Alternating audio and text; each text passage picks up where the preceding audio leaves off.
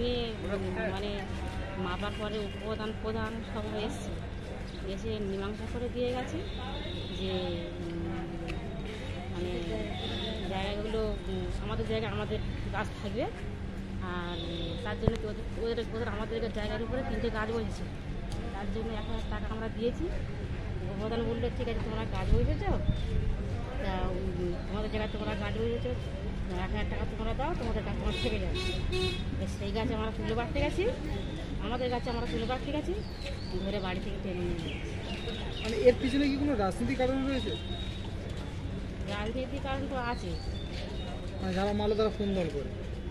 তারা আরএসপি করে। আরএসপি করে? আপনারা কোন দল করেন? এই আমরা টিএমসি করি। টিএমসি করেন? মানে টিএমসি করার কারণে কি মারধর করা হলো আপনাদেরকে? হ্যাঁ। যারা মারলো তাদের নাম? পলাশ, ভব,